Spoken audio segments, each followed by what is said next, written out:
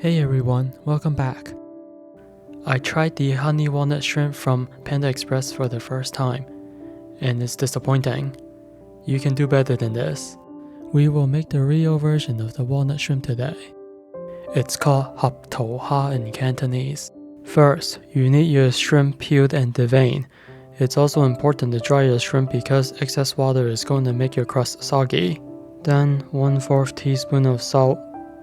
Just the egg white of 1 egg. You can crack the egg in a bowl to make it easier to separate the egg white. Mix until you don't see clumps of egg white. 2 tablespoons of cornstarch.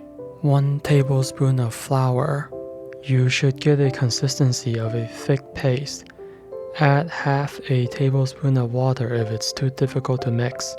To make the sauce, you need 1/3 cup of mayo. 1 tablespoon of condensed milk. Zest 1 whole lime. You want just the green part of the skin only. Half a teaspoon of lime juice. 3/4 teaspoon of sugar. Mix everything together. Heat oil to 160 degrees Celsius. Without measuring oil temperature, you can drop a piece of batter in the oil. If it floats, the oil is ready.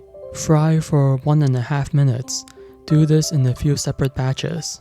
Fry a second time at 190 degrees Celsius to get a crispy coating for 30 to 40 seconds, again in separate batches. Fry the walnuts for 30 seconds. You can use regular walnuts or candy walnuts, which is even better. Frying the walnuts is optional, but it does make a difference. Mix the sauce and shrimp together when you're ready to eat.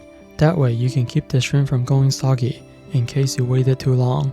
Hit like and subscribe for this cute cat, or request a recipe in the comments below. See y'all in the next one. Bye bye.